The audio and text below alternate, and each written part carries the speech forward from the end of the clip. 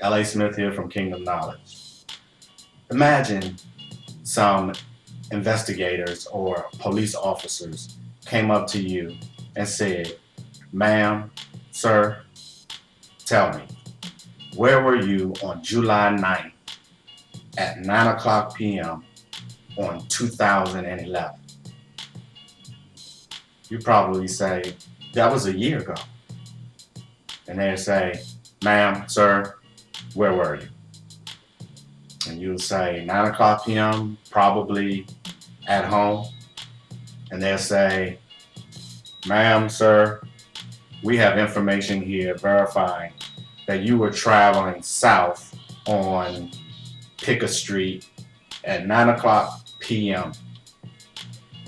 And you'll probably say, okay, thinking to yourself, how do they know that? Well, you probably already know. Your cell phone. How often is this happening? Well, take a look at this story. In the first public accounting of its kind, cell phone couriers reported that they responded to a startling 1.3 million demands for subscriber information last year from law enforcement agencies seeking text messages, caller locations, and other information in the course of investigations. The cell phone couriers' reports, which come in response to a congressional inquiry, document an explosion in cell phone surveillance in the last 5 years, with the companies turning over records thousands of times a day in response to police emergencies, court orders, law enforcement subpoenas, and other requests.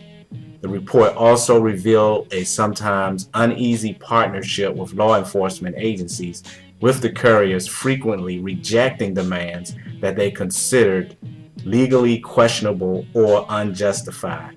At least one courier even referred some inappropriate requests to the FBI.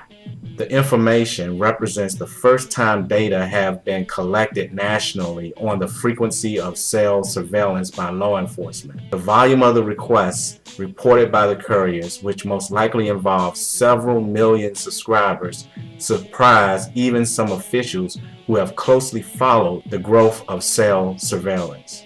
"I never expected it to be this massive," said Representative Edward J. Markey, a Massachusetts Democrat, who requested the reports from 9 couriers, including AT&T, Sprint, T-Mobile, and Verizon, in response to an article in April in the New York Times on law enforcement's expanded use of cell tracking. Mr. Markey, who is the co-chairman of the Bipartisan Congressional Privacy Caucus, made the couriers' responses available to the Times. While the cell phone companies did not break down the types of law enforcement agencies collecting the data, they made clear that the widened cell surveillance cut across all levels of government, from run-of-the-mill street crimes handled by local police departments to financial crimes and intelligence investigation at the state and federal levels.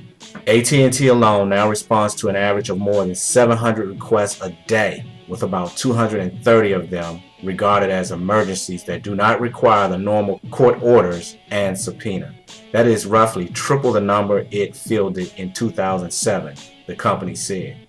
Law enforcement requests of all kinds have been rising among the other couriers as well, with annual increases of between 12% and 16% in the last 5 years.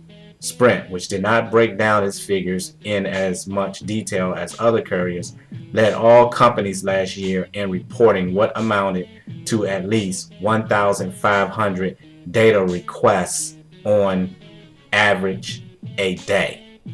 Some will say, I don't see the problem. The use of this technology will help police solve crimes and possibly save lives. That's not the problem. No one in their right mind will complain about the police protecting its citizens. However, the problem resides in the percentage of requests that the telephone company deem legally questionable or unjustifiable, and the invariable increase in the number of these type of requests as the police increase its use of this tactic.